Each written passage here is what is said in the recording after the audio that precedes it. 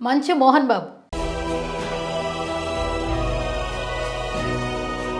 ఏం జరుగుతుందో ఏమో కానీ గత కొద్ది రోజుల నుంచి మంచు మోహన్ బాబు ఫ్యామిలీలో నెలకొన్న వివాదాలు రోడ్డు మీద పడుతున్నాయి.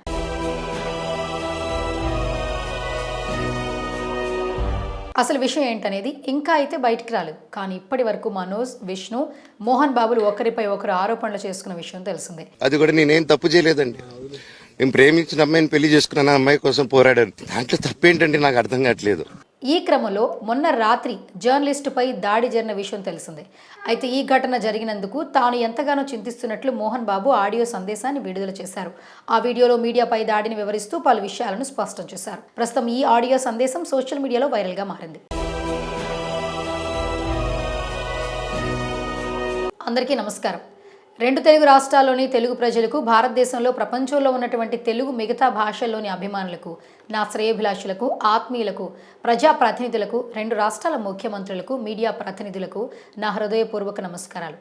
గత 4 రోజులుగా ఏం జరుగుతుందో అందరికీ తెలుసు. తెలుగు రాష్ట్రాల ముఖ్యమంత్రులకు కూడా ఈ విషయం తెలిసి ఉంటుంది. నా హృదయ ఆవేదన ఏంటంటే, ఇది కుటుంబ సమస్య. కుటుంబ సమస్యలు ఎవరైనా అనుమతి లేకుండా ఇతరులు జోక్యం చేసుకోవచ్చా? మీరే ఆలోచించండి అని అంటున్నారు. మోహన్ బాబు మాట్లాడుతూ, ప్రతి కుటుంబంలో ఏదో ఒక సమస్య ఉంటుంది. మేమంతా నటులం, పాపులారిటీ ఉన్నవాళ్ళం కాబట్టి కొంతమంది ఉన్నవి లేనివి చెబుతూ ఉంటారు. చెప్పేవాళ్ళు కూడా ఆలోచించాలి, ఇదొక కుటుంబ సమస్య అని. ఆ విషయం ప్రజలకు తెలుసు, కానీ మనకు అవసరం లేదని వారి పనులు వారు చేసుకుంటున్నారు. కానీ ఈ సమస్యపై ప్రజలు, రాజకీయ నాయకులు కూడా ఆలోచించుకోవాల్సిన సమయం వచ్చింది. ఒక్కసారి సోషల్ మీడియాలో వస్తున్న విజువల్ చూడండి. రాత్రి ఎన్ని గంటలకు నా ఇంటి గేటు లోపలికి వచ్చారు అంటూ మోహన్ బాబు ఆవేదన వ్యక్తం చేశారు. పత్రికాధిపతులు, పత్రికా సోదరులు 4 రోజుల నుంచి నా ఇంటి ముందు మనుషులు పెట్టుకుని, వ్యాన్లు పెట్టుకుని అలా ఉండటం ఎంతవరకు న్యాయం? నేను అప్పటికీ బయటికి పోతున్నప్పుడు చెప్పా, అందరికీ నమస్కారం అయ్యా, మీకు మీ కుటుంబ సభ్యులు ఉన్నారు, దయచేసి నా సమస్యను నేనే పరిష్కరించుకుంటా. ఈ విషయాన్ని సిలువలు పలువలు చేయకండి, దయచేసి నన్ను గౌరవించండి. నేను ప్రజల కోసం ఏం చేస్తున్నాను? ఓ రాజ్యసభ సభ్యుడిగా ఎన్నికై క్లీన్ చీట్తో బయటకు వచ్చిన వ్యక్తిని, ఓ నటుడిగా నేనేంటో అందరికీ తెలుసని అంటూ బాధపడ్డారు. నా హృదయంలో ఉండే ఆవేదన చెప్పాలి. ఈ రోజున ఈ మీడియా సోదరులు ఎంత కల్పితాలు, ఎంత నెగిటివ్ స్ప్రెడ్ చేస్తున్నారో అందరికీ తెలుసు. దానికి నేను భయపడలేదు. రాత్రుల్లో గేటు పగలగొట్టి పర్మిషన్ లేకుండా ఎవరైనా రావచ్చా? మీరే చెప్పండి అంటూ మోహన్ బాబు ప్రశ్నించారు.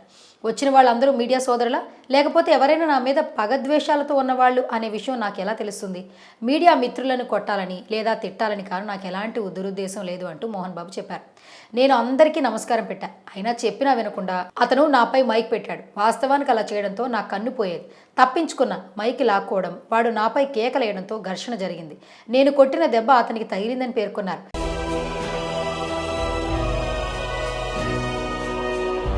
నా చేతిలో గాయపడ్డ వ్యక్తి గురించి నేను ప్రార్థిస్తున్నా, ఆ వ్యక్తి గురించి నేను చింతిస్తున్నా. అతని భార్య, పిల్లలు ఎంత బాధపడుతున్నారో, నేనెంత ఆవేదనకు గురవుతున్నానో అర్థం చేసుకోండి.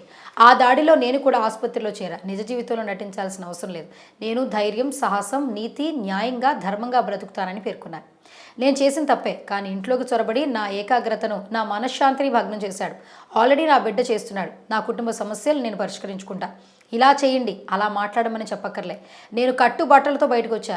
పైసా కష్టార్జితంతో ఈ స్టేజ్లో ఉన్నా. ఈరోజు నేను కులం, మతం అనే తేడా లేకుండా నా విద్యా సమస్యల్లో 25% ఫ్రీ ఎడ్యుకేషన్ అందిస్తున్నా. నా అభిమానులారా, తెలుగు ప్రజలారా, తమిళ, మలయాళ, కన్నడ అభిమానులారా, ఓసారి ఆలోచించండి అని వినవించారు.